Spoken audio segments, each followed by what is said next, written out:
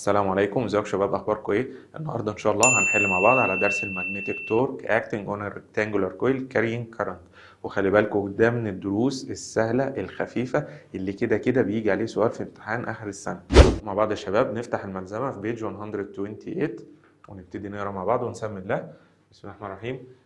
اول سؤال بيقول لك التوركس يونت از. طبعا احنا عارفين التورك مبدئيا كده قبل ما نبتدي شغل نكتب القانون بتاعه. التورك كان ايكوال بي اي اي ان، يا اما ساين سيتا او كوزين سيتا. طبعا انتوا عارفين ان التورك ده مين اللي بيعمله؟ الماجنت بيعمله على مين؟ على الكويل. طيب فالبي بتاعت الماجنت والاي كويل والاريا كويل والان بتاع الكويل. طيب بالنسبة للانجلز دي برضو من الحاجات المهمة لازم نقولها في اول الفيديو علشان ما ننساش. الانجل امتى بختار الساين؟ يعني هو في السؤال بيدي لك انجل، طيب انت اللي بتختار لها سواء كان ساين او كوزين. امتى بتختار الساين؟ والله تختار الساين لو كان في السؤال بيقول لك معاك انجل بتوين الفيلد والنورمال على الكويل بلين. طيب امتى اختار الكوزين؟ لو كان في السؤال مديلك انجل بتوين الفيلد والكويل بلين. تمام؟ طيب الميجرنج يونتس بتاعت التورك حد فاكرها يا جماعه؟ اول حاجه الميجرنج يونت اللي هتتجاب مباشره من القانون، عندك التسلا في امبير في متر سكوير، دي كده اول ميجرنج يونت. تاني ميجرنج يونت من القانون الاساسي بتاع التورك اللي هو كان احد التو فورسز اللي بتاثر على الريكتانجولار كويل تايمز حاجه اسمها النورمال ديستانس. يبقى ده قانون برضو من قوانين مين؟ من قوانين التورك. طيب منه كانوا بيطلعوا مين ميجرنج يونت اللي هي مين؟ النيوتن دوت متر. طيب برضو من ضمن الميجرنج يونتس المهمه انت ممكن تفك التسلا هتبقى ويبر بير متر سكوير، وبالتالي الميجرنج يونت الثالثه هتبقى ويبر في امبير، لان ويبر بير متر سكوير المتر سكوير هتروح مع المتر سكوير فيتفضل عندي ايه؟ الويبر دوت امبير. طيب تعالوا نقرا كده. بيقول لك التوركس يونت از، مديني شويه اختيارات. انا المفروض ببقى حافظ الميجرنج يونت بتاعت التورك او الميجرنج يونتس بتاعت التورك وبعدين بختار منها الميجرنج يونت. تمام كده؟ يعني انا هنا عندي ايه؟ عندي نيوتن اوفر امبير في متر. هل دي من الميجرنج يونتس بتاعت التورك اللي انا كاتبها؟ لا، يبقى خلاص اشطب عليها. طيب بعد كده عندي الويبر بير متر سكوير، هل دي من ميجرنج يونت التورك؟ لا، اشطب عليها. تالت واحده سي النيوتن دوت متر اللي هي الميجرنج يونت اللي في النص. اذا الاجابه سي اجابه صحيحه. تمام؟ طيب ندخل يلا على كويشن 2. في كويشن 2 بيقول لي ذا تورك ايكوال، بيسأل على قانون التورك. التورك ايكوال ايه يا جماعه؟ one of the two forces over a normal distance. طبعا دي اجابه غلط. طبعا احنا كتبنا كده القانونين الرئيسيين بتوع مين؟ بتوع التورك. دول القانونين الرئيسيين بتوع التورك. تورك ايكوال احد التو فورسز في النورمال ديستانس او بيان ساين او كوزين. طيب فهو مش one of the two forces over a normal distance. طيب هل هو one of the two forces times the normal distance between them؟ ايوه اجابه مظبوطه. يبقى اذا الاجابه بتاعتي بي. طبعا يا جماعه زي ما اتفقنا في الاجابات او في اسئله الاختياري اللي بيكون فيها الاجابات بتكون على شكل نظري، يا ريت نقراها كلها علشان نتاكد ان الاجابه بتاعتنا اجابه صح 100%. يعني عندك سي مثلا بيقول لك one of the two forces plus، لا شكرا. ماينس، لا شكرا. يبقى اذا خلاص، يبقى انا كده بختار الاجابه بتاعتي اللي هي بي وانا مطمن. تمام؟ طيب 3 the magnetic dipole moment equal. طبعا احنا عارفين ان في حاجه اسمها المagnetic dipole moment. ما هو الدايبول مومنت؟ هو عباره عن فيكتور بيربنديكولار على الكويل بلين. الفيكتور ده always refers to the north pole of the coil او اتجاه الفيلد بتاع الكويل تالت حاجة ان انت بتقدر تحدد فين الاتجاه المagnetic دايبول باستخدام امبير رايت هاند رول، لانه زيه زي النورث، زيه زي اتجاه الفيلد بتاع مين؟ زيه زي اتجاه الفيلد بتاع الكويل، بيتحدده باستخدام ايه؟ امبير رايت هاند رول. لو صوابعك لفت في اتجاه الاي، الصنبة هيدي لك اتجاه الايه؟ المagnetic دايبول مومنت. طيب بالنسبة القوانين بتاعته ايه؟ علشان دي حاجة مهمة جدا. القوانين بتاعت المagnetic دايبول له 3 قوانين. الام دي ايكوال اي اي ان، ده كده القانون الرئيسي. تاني حاجة ايكوال الاي في الاي في الان. تاني حاجة كانت ايكوال تورك الماكس على البي. تالت حاجة كانت ايكوال التورك العادي اوفر البي في واحدة من الاتنين، الساين ثيتا او الكوزين ثيتا. يبقى دول كده ال3 قوانين بتوع مين؟ بتوع المagnetic دايبول مومنت، واللي احنا اصلا كده كده كتبناهم في الحصه، بس انا لازم افكرك بيهم. يبقى المagnetic دايبول مومنت ايكوال ايه؟ الاي في الاي في الان بتوع الكويل، او تورك الماكس على البي الفيلد بتاع الماجنت، او التورك العادي ده في حاله ان الكويل مش محطوط باراليل، تمام كده، اوفر مين؟ البي، يا في ساين يا في كوزين على حسب الانجل اللي مديها لك ما بين مين ومين. طيب فهنا تعالى نشوف في الاختيارات كده المagnetic دايبول مومنت ايكوال اي ان، لا طبعا. هل ايكوال ايان؟ بالظبط كده ايكوال ايان. طب هل ايكوال اي في اي اوفر ان؟ لا. هل ايكوال اي في ان اوفر اي؟ برضو لا. يبقى انا خلاص اخترت الاجابه بتاعتي بي وانا مطمن. يلا يا شباب معايا في question 4. بيقول لي a conducting loop of radius r. معاك لوب يعني النمبر اوف تيرنز كام؟ يعني ال n equal 1، تمام كده. of radius r carries current I. يبقى انت عندك الراديوس r وعندك الكرنت I. it is placed in a uniform magnetic field B is perpendicular to the plane of the loop. يبقى انت دلوقتي حاطط الكويل ازاي؟ حاطط الكويل perpendicular to the plane of the loop. The magnetic torque acting on the circular loop equal. طبعا يا جماعه ساعه ما بيقول لك المagnetic torque على طول كله بيروح بيروح دببها بي اي اي ان في ساين او الكوزاين. طيب انت بتدبها على اساس ايه؟ مش لازم تقرا السؤال الاول، يعني انت المفروض تاخد بالك من السؤال، الكويل محطوط ازاي جوه المagnetic فيلد. طيب بالنسبه لحبيبي اللي هو دخل وراح قايل التورك ايكوال بيان، طب هل هنا في عندك بيان؟ لا. طب حتى لو كان في بيان اعرف ان هو بيحاول يغفلك.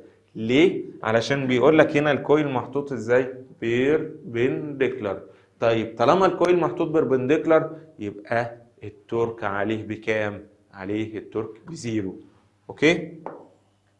يبقى حاول على قد ما تقدر بالنسبة لأي سؤال يخص الكويلات من أول الدرس بتاع التورك، الدرس بتاع الفاي، في تشابتر 3 لسه في أكتر من درس في قصة الكويل والأنجلز بتاعت الكويل. لازم تاخد بالك من إيه؟ من الأورينتيشن بتاع الكويل جوه الفيلد، لأنه على أساسه أنت بتعرف تحدد الفاليو.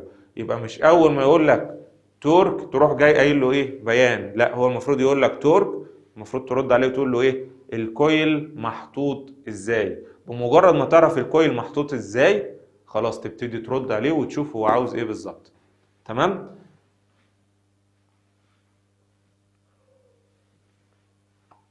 طيب في question 5 بيقول لي the torque acting on a coil carrying current in a uniform magnetic field becomes maximum. امتى التورك يبقى maximum؟ when the plane of the coil is، طبعا زي ما احنا عارفين بيبقى ايه؟ parallel to the field. طيب number 6 the torque acting on a coil carrying current in a uniform magnetic field becomes zero when the plane of the coil is، يعني التورك اللي بيأثر على بيبقى بزيرو امتى؟ لما يكون البلين محطوط بيربنديكولار على الفيلد. طيب نمبر 7 the torque acting on a coil carrying current in a uniform magnetic field becomes half of the maximum. تمام كده؟ when the plane of the coil is، التورك اللي بيأثر على الكويل carrying current، تمام كده، بيبقى نص الماكس امتى؟ طيب نص الماكس لو الكويل محطوط انكلاين. طب انكلاين ده عامل انجل كام؟ طيب خلي بالك انت في عندك تو انجلز، في عندك انجل ما بين البلين والفيلد ودي بتاخد لها الكوزاين، وفي عندك انجل تانية ما بين النورمال على الكويل بلين ومين والفيلد. طيب انت لازم تعرف هو بيتكلم على مين. هل هو بيتكلم على الانجل ما بين البلين والفيلد ولا النورمال على البلين والفيلد؟ بيقول لك هنا when the plane of the coil is. طيب طالما هو بيتكلم على البلين مع الفيلد فانت المفروض تعمل كوزين سيتا، ده لو كان مديلك السيتا. اما اذا كان عاوز منك السيتا فانت مش هتعمل كوزين بقى، لا انت المفروض تعمل شيفت كوزين للرقم او الفراكشن اللي هو مديها لك. يعني انت هنا بيقول لك ايه؟ انا عايزها تبقى هاف الماكس، فهتعمل شيفت كوزين لمين؟ للهاف. طيب شيفت كوزين الهاف هيطلع معاك بكام؟ هيطلع معاك ب 60. تمام؟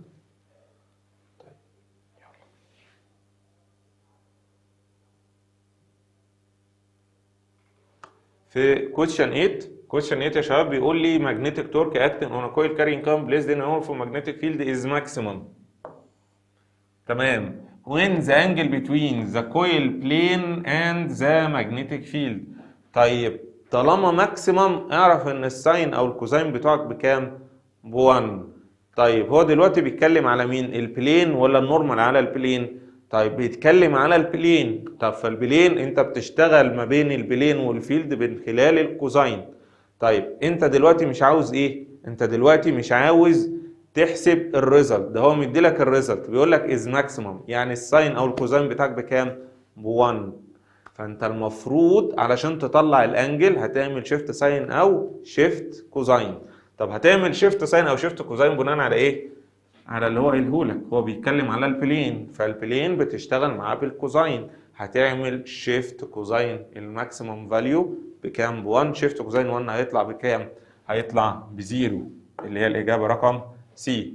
9 بيقول لي سكوير كارنت لوب square current carrying loop is placed in a uniform magnetic field B with the plane of the loop parallel to the field. طيب تمام. طالما الكويل بلين محطوط باراليل، يبقى بيتأثر بالتورك الماكس، أعلى تورك هو اللي هيأثر عليه. to the magnetic field on figure. طيب the magnetic field exerts. بيقول لك المagnetic field هنا بيعمل إيه؟ بيأثر على الكويل. تمام؟ بيأثر على الكويل بإيه؟ بمagnetic تورك. طيب يبقى هيقول لك هنا إيه؟ بصوا على الاختيارات. بيقول لك هنا النت فورس أند النت تورك أون ذا لوب. يعني هل الفيلد هنا بيعمل نت فورس ونت تورك؟ طيب في معلومة احنا كنا قلناها مع بعض في الحصة يا جماعة. أي ريكتانجولار كويل محطوط جوه يونيفورم ماجنتيك فيلد النت فورس عليه بكام؟ بزيرو. ليه؟ لأن كل two sides are affected by two forces equal in magnitude و opposite in direction. طيب هنا في الحالة بتاعتي دي النت فورس على الكويل بكام؟ بزيرو. طب بالنسبة للتورك، طالما الكويل باراليل يبقى أكيد في تورك، لكن لو الكويل محطوط بيربنديكولار يبقى التورك بكام؟ بزيرو. فأنت هنا عندك الكويل محطوط باراليل يبقى النت فورس عليه بزيرو والتورك از ماكسيموم. ليه؟ لأنه محطوط باراليل. تعالوا نقرا الاختيارات بقى. بيقول لك اكزيرتس الفيلد ده هيعمل عليه ايه؟ هل هيعمل عليه نت فورس اند نت تورك؟ يعني هل هيكون في نت فورس بتأثر على الكويل؟ قلنا لا، النت فورس على طول بكام؟ بزيرو، يبقى أول واحدة غلط. بي نت فورس بات نوت نت تورك، يعني هل هيكون في فورس بتأثر؟ طبعا لا يا جماعة، احنا اتفقنا مع بعض على ايه؟ ان الكويل مش هيتأثر بأي ماجنتيك فورس طالما محطوط جوه يونيفورم ماجنتيك فيلد. but not a torque، لا خلاص دي كده غلط. طب net torque but not net force، مظبوط، هو كده كده هيتأثر بتورك لكن النت فورس عليه بكام؟ بزيرو. طب الرابع neither net force nor net torque، طبعا الإجابة دي مش صح، يبقى هي الإجابة بتاعت السؤال رقم 9 هتبقى سي.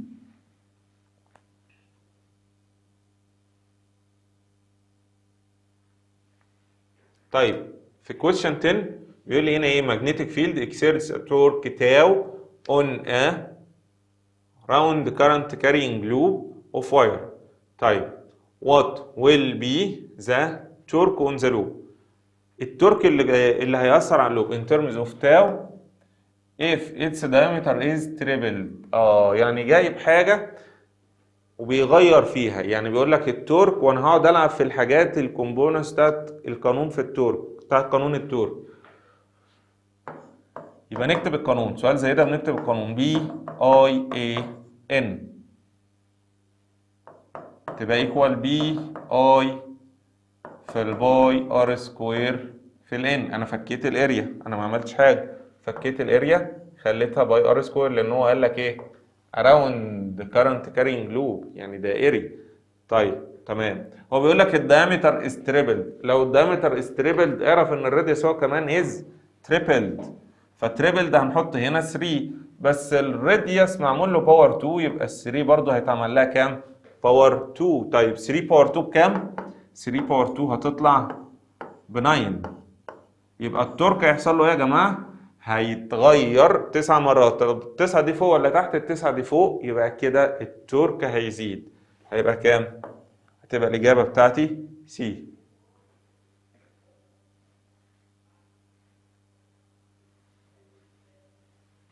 طيب 11 when the coil's plane is placed parallel to uniform magnetic field. لو الكويل بلين محطوط باراليل مع المagnetic field، تمام كده، يبقى التورك is maximum. The coil will be affected by a magnetic torque equal tau. تمام، ده كده التورك الماكس. which angle between، بيسأل عن الانجل اللي هي ما بين مين ومين، النورمال على الكويل بلين اند الفيلد اللي هتدي لك تورك بكام؟ بهاف. طيب المره دي بيسأل على الانجل، يبقى زي ما اتفقنا يا نعمل شيفت ساين يا نعمل شيفت كوزاين طالما بيسأل على الانجل. طب هتعمل شيفت ساين ولا شيفت كوزاين؟ تعال نشوف كده. هو بيقول لك النورمال مع الكويل بلين او النورمال على الكويل بلين، فالنورمال على الكويل بلين احنا عارفين ان هو بيشتغل معاه بالساين، فانت عشان تطلع الانجل بتاعه النورمال على الكويل بلين هتعمل شيفت ساين. فهتعمل شيفت ساين للهاف على الكالكوليتر، هيطلع معاك بكام؟ هتطلع معاك ب 30، اللي هي الإجابة رقم A.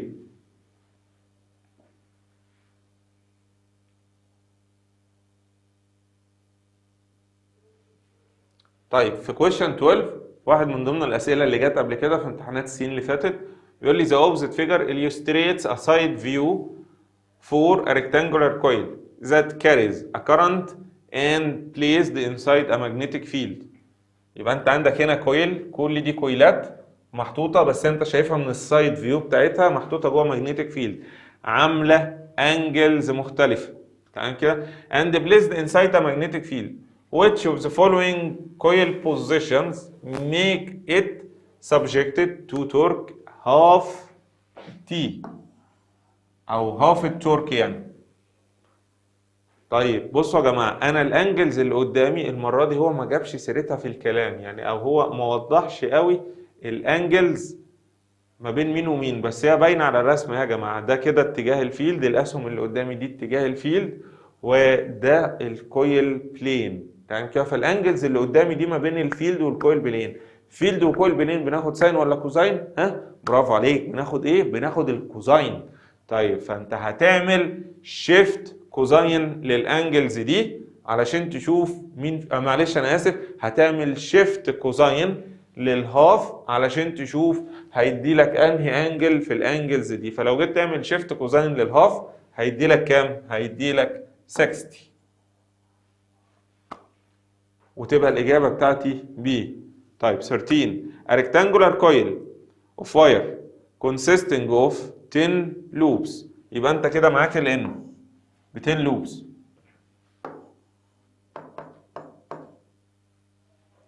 each with length 0.2 والويدث 0.3. يبقى ادي اللينث 0.2 وادي الويدث 0.3 lies in the horizontal plane. الكويل محطوط ازاي في الهوريزونتال بلين؟ if the coil carries 2 امبير current، يبقى انت معاك الاي ب 2 امبير. what is the torque exerted by a magnetic field of magnitude ومدي لك كمان البي بكام؟ ب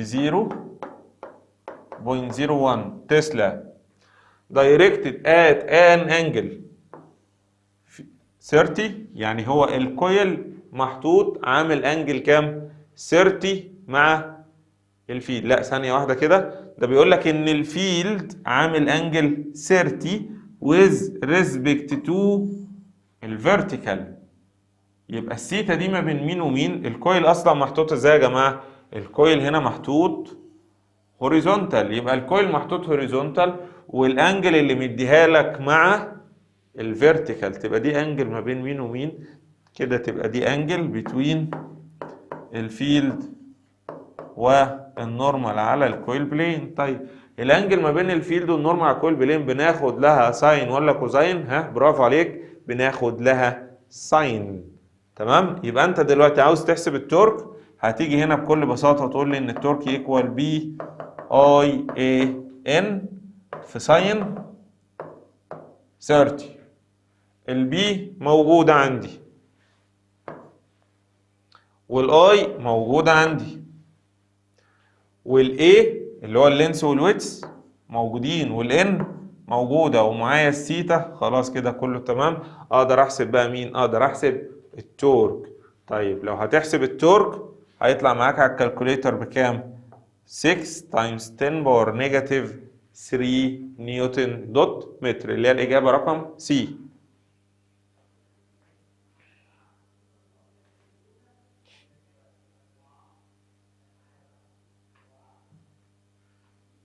طيب question 14 قصدي. The magnetic dipole moment of a coil whose length 0.3 and width 0.2 and the number of turns 1000. يبقى انت معاك الايه؟ معاك اللينس 0.2 ومعاك الويدث 0.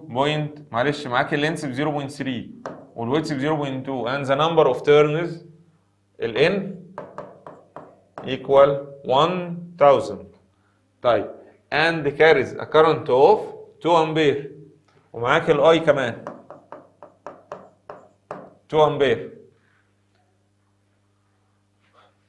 هو بيسأل على الدايبول مومنت. سهلة، تبقى قانون الدايبول مومنت ايه؟ الام دي ايكوال، انا عندي له 3 قوانين اللي هم الاي في الاي في الان، او تورك الماكس على البي، او تورك العادي على البي في الساين او الكوزاين. طب انا هختار مين؟ انهي قانون في الثلاثه؟ هتختار اللي الجيفنز بتاعته موجوده. فانت هنا عندك الاي لينس في ويتس يدي لك الاي والان موجوده، يبقى انت معاك الجيفنز بتاعت القانون ده اللي هو الاي في الايه في الان، وتعوض الاي بكام؟ 2 تايمز الاريا 0.2 في 0.3 تايمز الان بكام؟ 1000. ونشوف هتطلع كام.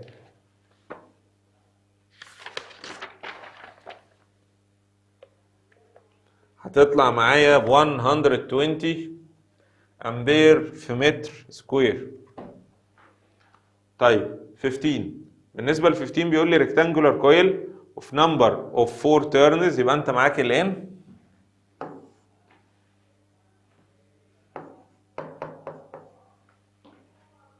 واللينس بتاع الكويل كام؟ اللينس بتاع الكويل 10 سنتيمتر والويتس بتاعه كام؟ 2 سنتيمتر. يبقى اللينس ايكوال 2 او 10 تايمز 10 باور نيجاتيف 2 والويتس 2 تايمز 10 باور نيجاتيف 2 is placed in a uniform magnetic field if of density. البي بتاعتي بكام؟ ب 2 تسلا. والكرنت الاي ب 2 امبير passes through the coil. So magnetic torque acting on the coil when the angle between الكويل اللي هو البلين والdirection of the magnetic field 60. انجل ما بين الفيلد والبلين بتاع الكويل بتدي لها تعمل لها ايه، ساين ولا كوزاين؟ لا، بنعمل لها كوزاين. يبقى انت كل اللي هتعمله انك تعوض بالقانون بتاعك ان التورك ايكوال البي اللي هي ال2 تايمز الاي اللي هي ال2 تايمز الاي اللي هي عباره عن 10 تايمز 10 باور نيجاتيف 2 تايمز الويتس اللي هو 2 تايمز 10 باور نيجاتيف 2 تايمز ال n بتاعتي بكام؟ ب4، وتحطها على الكالكوليتر هتطلع معاك بكام؟ هتطلع معاك 16. طبعا ثانية كده، في كوزاين كام؟ في كوزاين 60.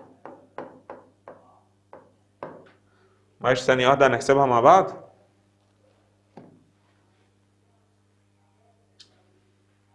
هتبقى 2 تايمز 2 تايمز 10 تايمز 10 باور نيجاتيف تايمز 2 تايمز 10 باور نيجاتيف 2 تايمز 4 تايمز كوزاين 60. هتطلع معاك بكام بالظبط كده؟ 0.016 اللي هي بكام؟ الإجابة بتاعتي رقم بي.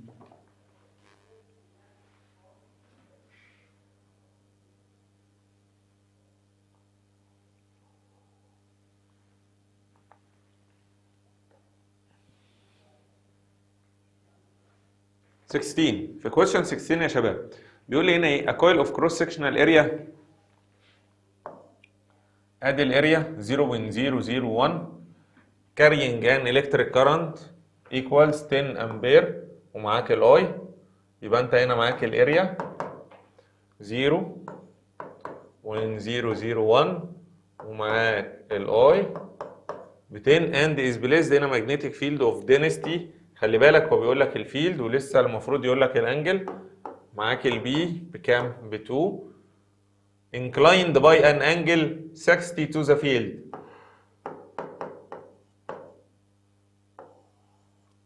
الانجل دي اللي هي ما بين مين ومين؟ اللي هي ما بين الفيلد والبلين،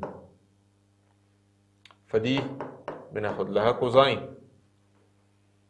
So the torque acting on it equal 1 نيوتن دوت متر. وبعدين بيسأل على النمبر اوف تيرنز. طيب فاحنا بكل بساطة هنعوض في القانون بتاعنا اللي هو ايه؟ اللي هو ان التورك equal بي اي اي ان. ان التورك equal ايه؟ بي اي اي ان في كوزاين 60. طيب انت عاوز تحسب ايه؟ والله انا عاوز احسب النمبر اوف تيرنز اللي هي دي. طيب هتحسب النمبر اوف تيرنز ازاي؟ والله كل حاجه معاك الفاليو بتاعتها روح حطها لي هنا. انت اول حاجه عارفها ان التورك بكام؟ ب1، والبي بكام؟ ب2، والاي ب10، والاريا ب 0.001 تايمز الان تايمز كوزاين 60. حاجه من الاثنين، يا تعملها على الكالكوليتر بالوضع ده وتعوض مكان الان بالاكس في الكالكوليتر وتعمل شيفت كالك، او هتعدي كل دول البر التاني تحت مين؟ تحت ال1 علشان تعرف تطلع الان. اوكي؟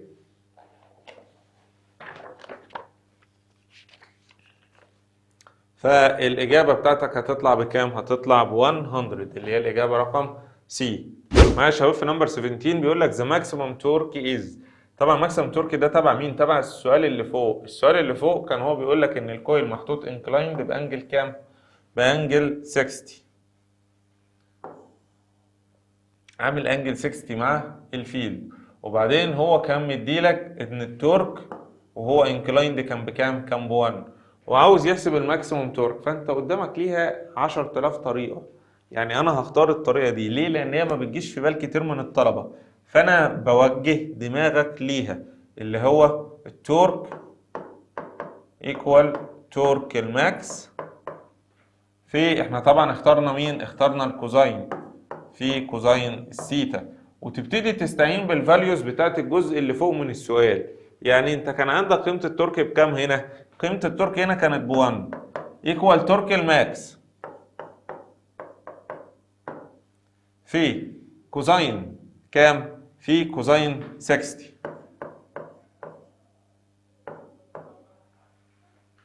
طيب يبقى انت كده عايز تحسب تورك الماكس بكام؟ وهتبقى 1 اوفر كوزين 60، واحنا عارفين ان كوزين 60 بكام؟ كوزين ال 60 بهاف، و1 على هاف بكام؟ ب 2. هيبقى التورك بتاعي او التورك الماكس بتاعي ايكوال كام؟ ايكوال 2 نيوتن في متر.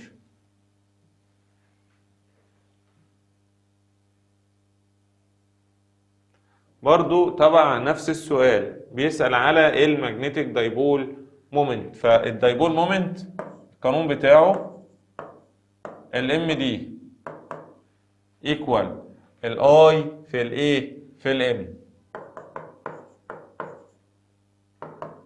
الاي كانت بكام يا شباب؟ معانا الملزمه اهي. الاي كانت بكام؟ الاي كانت ب 10 تايمز الاريا اللي هي بكام؟ 0.001 تايمز الان اللي هي بكام؟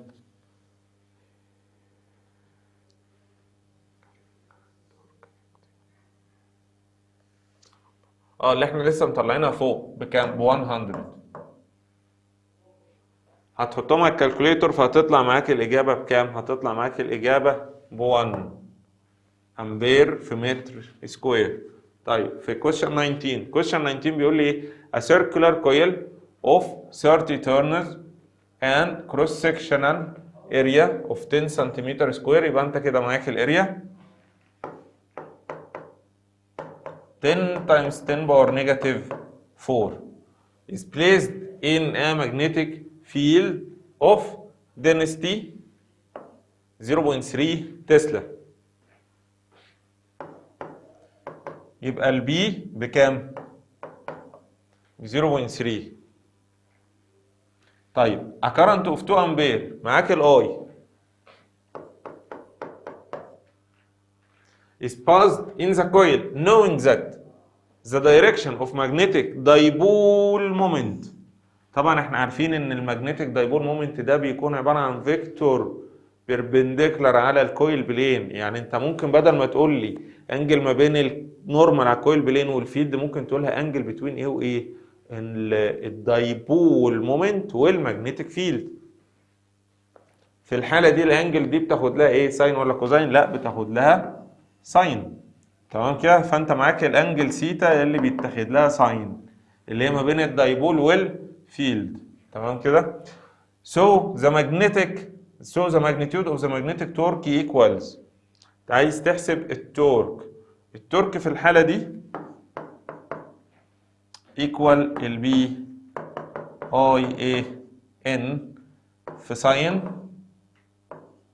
30. تبقى التورك ايكوال ايه؟ بي اي اي ان في ساين كام؟ في ساين 30. ونعوض البي ب 0.3، الاي ب 2، الاريا 10 تايمز 10 باور نيجاتيف 4، وهنا عندك 30 تيرنز ده الان في ساين 30. بعد ما تعوض في الارقام اللي قدامك دي هتطلع الاجابه بتاعتك رقم ايه؟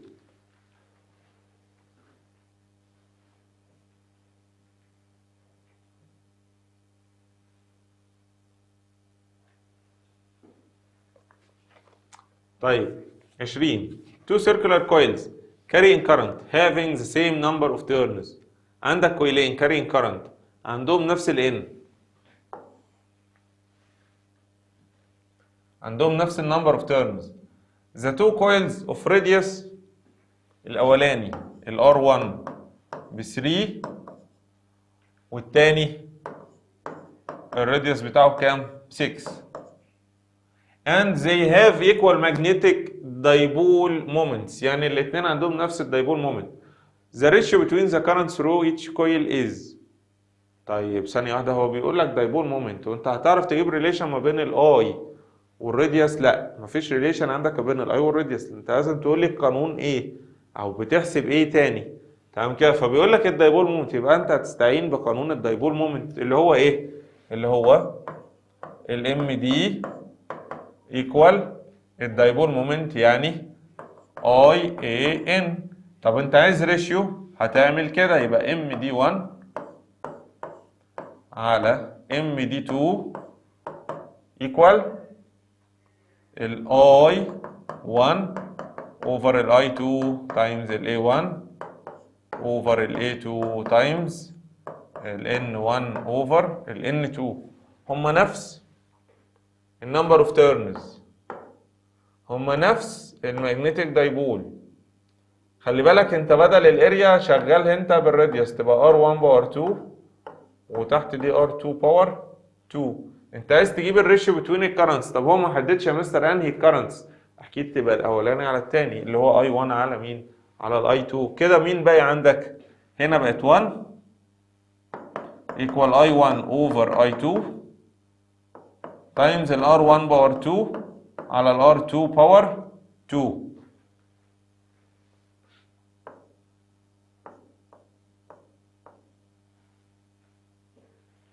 طيب انا معايا الراديوس بكام؟ ب 3 وكام؟ و6.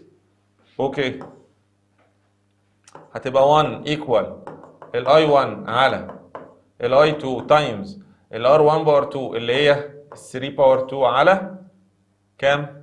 ال 6 باور 2. هنعديهم هناك متشقلبين علشان يعدوا الجنب التاني، هتبقى ال I1 على ال I2 equal 6 باور 2 على 3 باور 2 يعني 36 على 9 يعني تطلع 4 اوفر 1 اللي هي الإجابة رقم دي.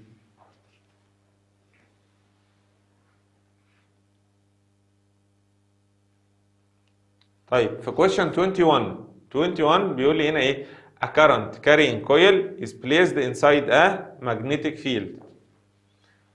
عندك current is placed هنا magnetic field of flux density كام؟ 400 ملي تسلا. يبقى انت معاك البي 400 times 10 power negative 3 where the coil plane makes an angle ثيتا. بيقول لك ان الكويل بلين عامل انجل ثيتا. طيب كويل بلين هو اللي عامل الانجل، يبقى انت بتاخد لها ساين ولا كوزاين؟ كويل بلين مع فيلد بتاخد الكوزاين، هتبقى كوزاين ثيتا مش عارفين بكام. طيب with the direction of the magnetic flux if the ratio between the magnetic dipole moment اللي هو الام دي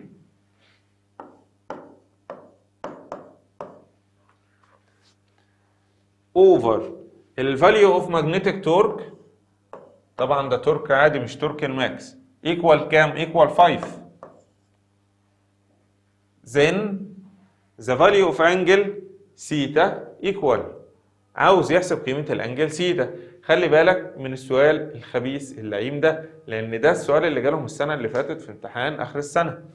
طيب ايه علاقة التلاتة دول ببعض اصلا؟ ايه علاقة البي بالكوزاين بالام دي بالتورك؟ نرجع نكتب القانون بتاعنا تاني. احنا كنا فاكرين لما كتبنا القانون بتاع الام دي كانت ايكوال ايه؟ كنا بنقول ان هي ايكوال تورك الماكس على البي، او لو مفيش تورك الماكس يبقى تورك العادي على البي اضربها في ساين او كوزاين الثيتا. طيب فبما ان في هنا كوزاين خلاص يبقى هنضربها في كوزاين الثيتا. الام دي بكام؟ مش معاك. طب التورك بس بكام؟ مش معايا برضو. معاكش غير البي بس هي اللي موجودة عندي، وانت عايز تحسب الكوزاين ثيتا. طيب فانت لازم تغير في شكل الايكويشن، لازم تلعب في الايكويشن دي، ما تسيبهاش كده. انت عايز الام دي على التورك عشان تشيلهم وتحط مكانهم كام؟ 5. فهتعدي التورك الناحية التانية تحت مين؟ تحت الام دي، فهتبقى كده ام دي على التورك ايكوال 1 على بي في كوزاين ثيتا. ام دي اوفر التورك بكام؟ ها لسه قايلين ان هي ب5، هتبقى 5 ايكوال 1 اوفر البي اللي هي 400 تايمز 10 باور نيجاتيف 3 تايمز كوزاين الثيتا. من اول هنا يا جماعه ممكن نعملها بالكالكوليتر شيفت كالك، او لو ما جاتش معانا ولقينا في ارقام غريبه موجوده في الانسر، فانت هتتعامل مع الكوزاين على بعضها كده كانها اكس، وبعدين بعد ما تطلع قيمه الاكس هتعمل له شيفت كوزاين عشان تخليه ايه؟ عشان تخليه انجل.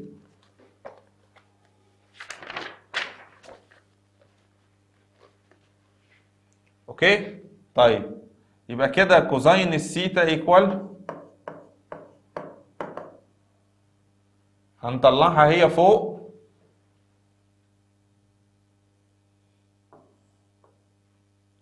وننزل الفايف مكانها، تبقى 1 على 400 تايمز 10 باور نيجاتيف 3 تايمز كام؟ تايمز ال5.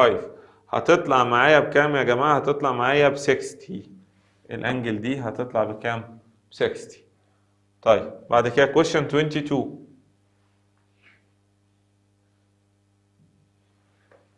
في question 22 بيقول لي the opposite graph represent the relation between the magnetic flux density اللي هو ال B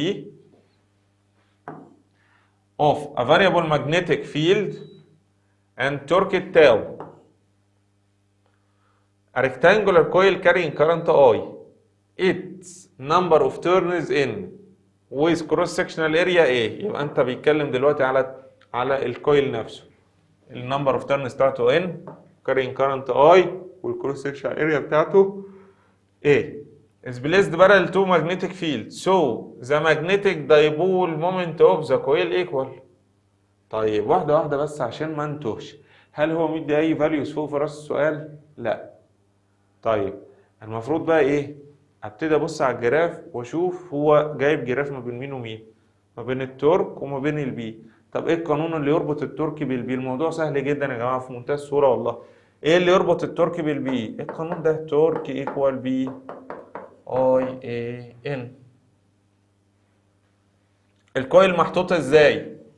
بارالل، يبقى ساين 90 او كوزاين 0، فخلاص المهم ان هو كده التورك بقى ماكسيمم.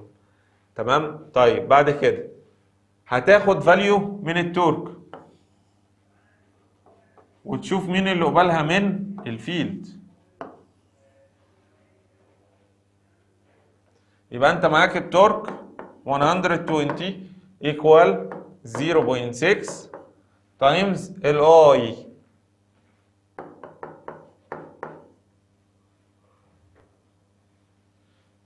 في الايه في الان. طب ما احنا عارفين يا جماعه ان الاي في الايه في الان هي مين؟ هي المagnetic دايبول مومنت. يبقى اذا المagnetic دايبول مومنت ايكوال ايه دلوقتي؟ 120 على 0.6. اوكي، فهتطلع معاك بكام؟ هتطلع معاك ب 200 امبير دوت متر. ده اللي هو مين؟ ده اللي هو الدايبول مومنت.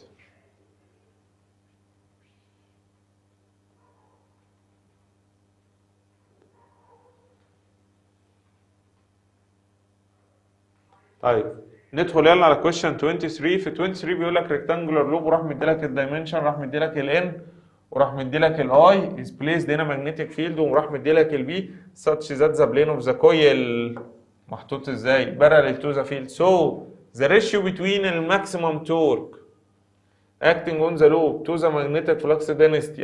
طب هو كده عاوزنا نحسب له ايه يعني بشكل غير مباشر؟ ratio between الماكسيموم تورك على المagnetic flux density، دي كده المagnetic دايبول مومنت. فهتبقى الام دي ايكوال تورك الماكس على البي. طب هل هو مديلك تورك الماكس؟ لا مش مديها لك. هل هو مديلك البي؟ مديها لك. طب اذا لازم تشوف فكره تانية او قانون تاني تحسب منه ايه؟ المagnetic دايبول مومنت. وليكن مثلا القانون ده اي في الايه في الان. الاي بكام؟ 3 والاريا هتطلع ب 10 تايمز 12 تايمز 10 باور نيجاتيف 4 تايمز الان بكام؟ 50.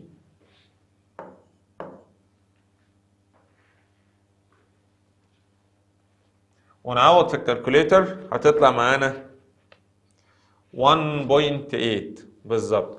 فهيجي واحد ابن حلال كده انا عارفه تمام كده اسمه بلال، هيقول لك 1.8 نيوتن في متر. صح صح يا بيلو، صح صح يا بيلو. انت بتحسب هنا مين؟ الماجنتيك دايبول مومنت. تمام، فبتحسب ماجنتيك دايبول يبقى الميجرنج يونت بتاعتك ايه؟ امبير دوت متر سكوير. واحده من تريكات الامتحان بيحاول يلخبطك عن طريق ابسط حاجه اللي هي اليونت، يجيب لك الرقم بس مع يونت تانية تبقى الاجابه غلط مش صح.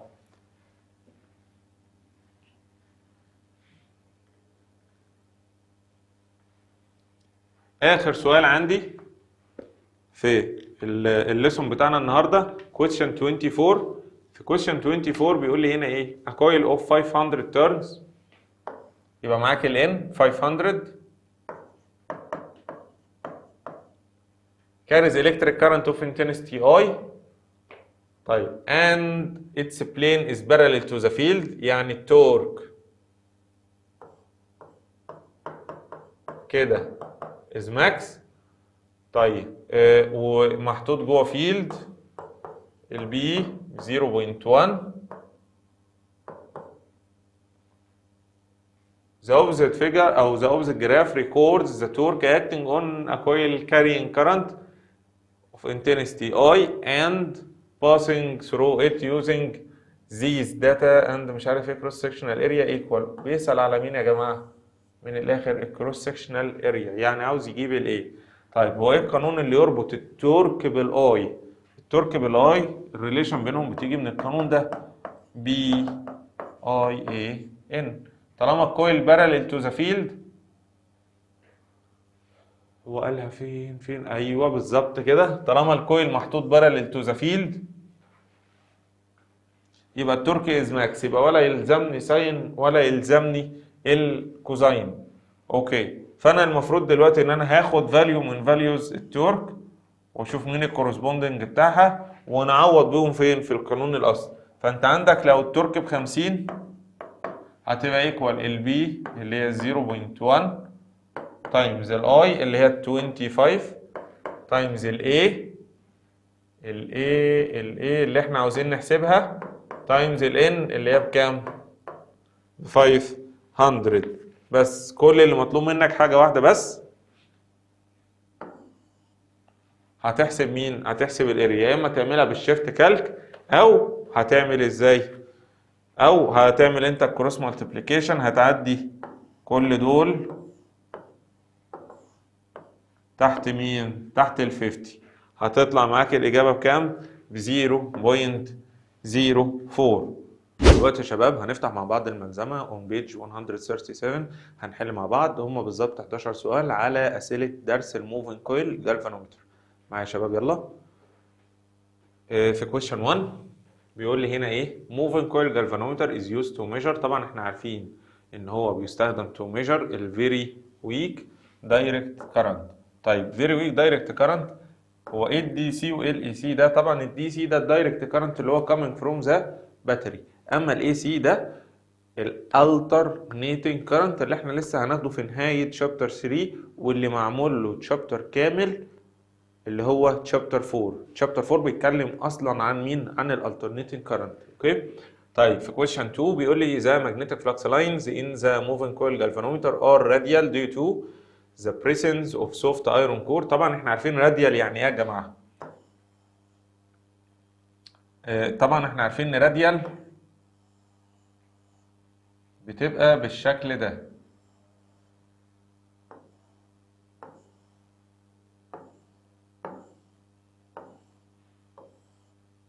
ده كده شكل الراديال ماجنتيك فلكس لاينز. طيب ايه اللي بيخليهم راديال؟ اللي بيخلي الفلكس لاينز راديال ان هي جايه من كونكيف ماجنتيك بولز، بلس ان في عندك حاجه اسمها السوفت ايرون كور، بيكون الكويل محطوط جواه السوفت ايرون كور بيساعد ان الفلكس لاينز تبقى راديال. تمام. فانت هتختار الاجابه بتاعتك رقم سي اللي هي البريسنس اوف ستيل. لا معلش مش ستيل، الإجابة بتاعتك هتبقى دي اللي هي البريسنس اوف ايه اوف سوفت ايرون سلندر اند ذا كيرفتشر اوف ذا ماجنتيك بول. اوكي. طيب بعد كده الإجابة بتاعتي دي. بعد كده question 3 بيقول لي the two magnetic concave poles in the moving coil galvanometer act to make the magnetic flux lines in the form of radii. يبقى الكونكيف بتساعد ان هي تخلي ايه، او هي بتحاول تخلي ان الفلكس لاينز على شكل الراديوي، يعني مكان ما الكويل يلف يفضل باراليل لمجموعه من الفلكس لاينز. طبعا انتوا عارفين ان الفلات بولز بتعمل، لو البولز بتاعتك فلات هتعمل لك ستريت ماجنتيك فيلد، والستريت ماجنتيك فيلد ده لو الكويل دخل جواه وحاول يلف هيحصل ايه؟ هيحصل تغير في الانجل، وتغير الانجل هينشأ عنه تغير في التورك. فاحنا علشان نثبت التورك عند الماكسيمم او نخلي الكويل على طول بيلف وهو لسه زي ما هو باراليل، فقلنا نختار ايه؟ نختار الكونكيف ماجنتيك بولز، بحيث ان الكويل يعمل روتيشن وفي نفس ذات الوقت يفضل باراليل تو ذا فيلد.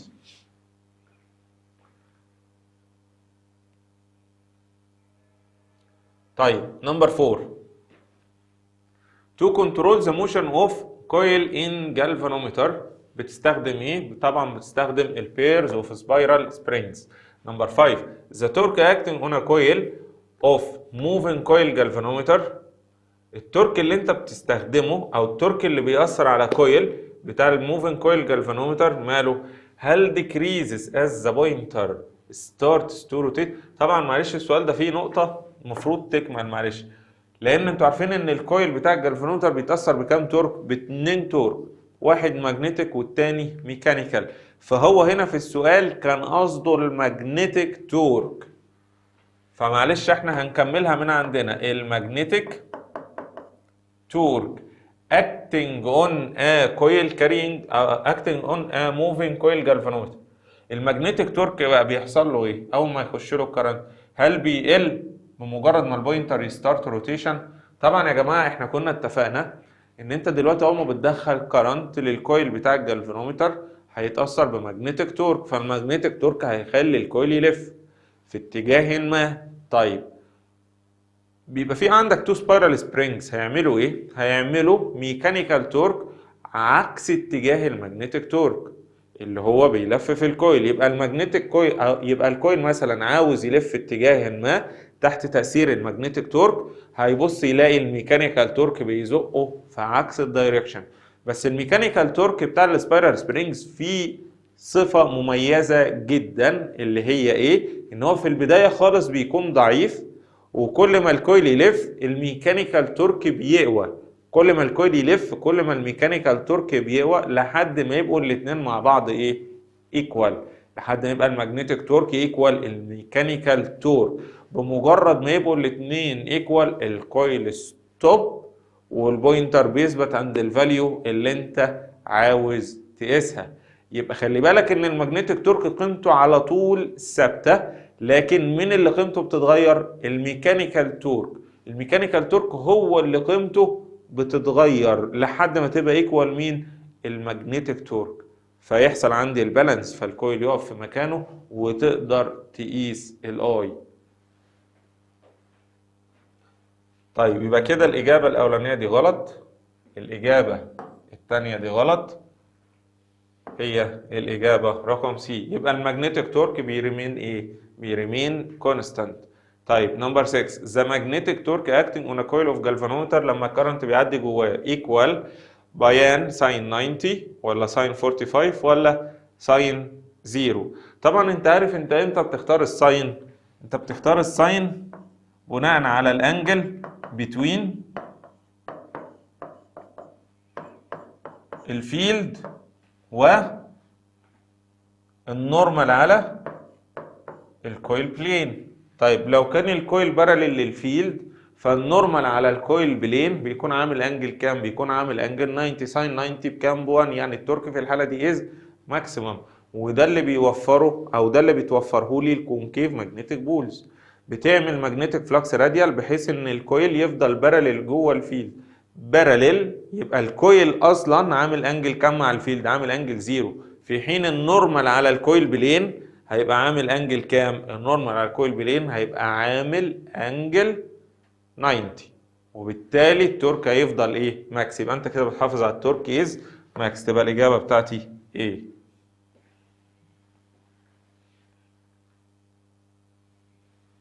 طيب 7 بيقول لي the sensitivity of galvanometer is، السنسيتيفيتي بتاعت الجالفانومتر equal، طبعا القانون بتاعها معروف، سيت على الاي.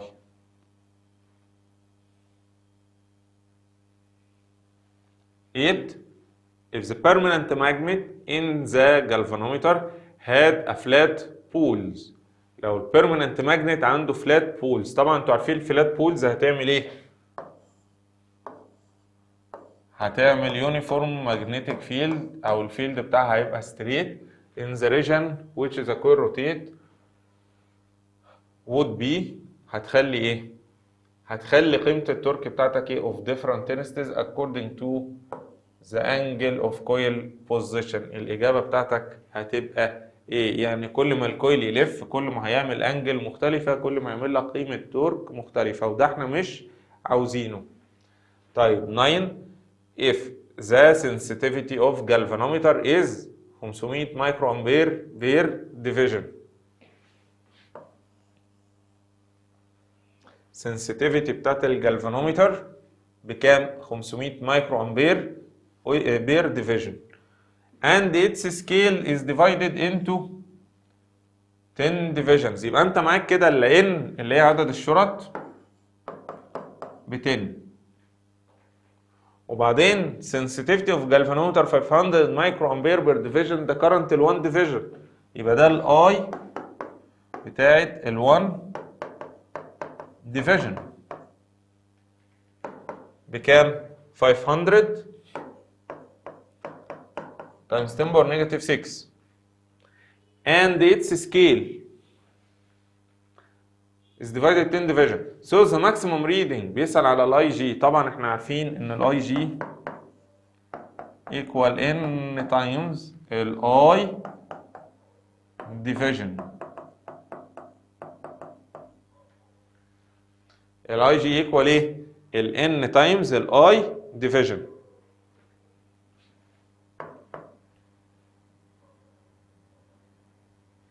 ال n بكام؟ ال n ب 10 times الاي division بكام؟ 500 times 10 power negative 6، يعني هتطلع 5000 times 10 power negative 6 او 5 times 10 power negative 3 اللي هي 5 ملي امبير.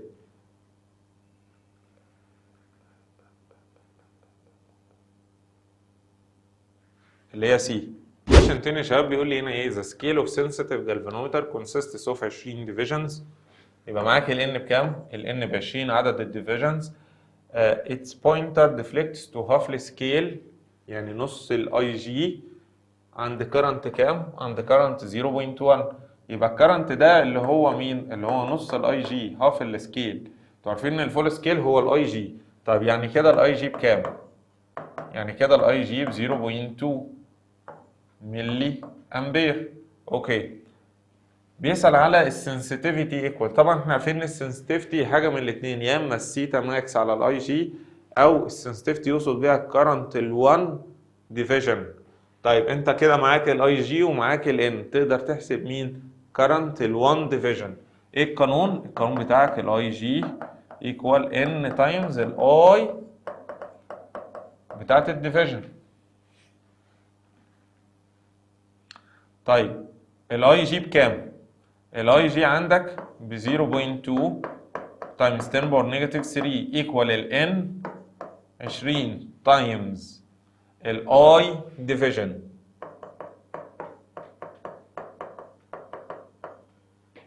تمام؟ طيب يبقى هتعمل كده 0.2 تايمز 7 نيجاتيف 3 اوفر ال 20، او تعملها على الكالكوليتور شيفت كالك، هتطلع معاك ب 10 تايمز 10 باور نيجاتيف 6 او غالبا بتطلع معاك بكام؟ 1 تايمز 10 باور نيجاتيف 5. اوكي، لقيتها معاك في الانسرز او على الكالكوليتور 1 تايمز 10 نيجاتيف 5، اوكي، لقيتها معاك 10 تايمز 10 نيجاتيف 6 برضه اوكي، مفيش اي مشكله.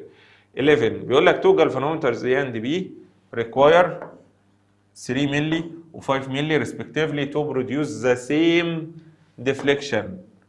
يعني الكرنتين دول بيعملوا نفس الانجل، فكده يبقى مين فيهم is more sensitive؟ احنا عارفين يا جماعه ان السنسيتيفيتي is inverse proportional مع الاي، يعني كل ما الاي تقل كل ما السنسيتيفيتي تزيد. يبقى مين فيهم المور سنسيتيف؟ طبعا الاي اول واحد، لان هو الكرنت بتاعه اقل. وبكده يا شباب نكون خلصنا مع بعض اسئله درس الموفن كويل جالفانومتر واسئله درس التورك اكتنج اون كويل كارينج كرنت. اي مشاكل عندك يا ريت تكتب لي في الكومنتات او تسالني على طول اول ما تشوفني في الحصه. زي ما احنا عارفين كل حصه بيكون في عندك كويز على الدرس اللي قبله، والكويز بيكون من اسئله الهوم ورك بس بنغير فيها شويه حاجات. وهذا وبالله التوفيق، والسلام عليكم ورحمه الله وبركاته.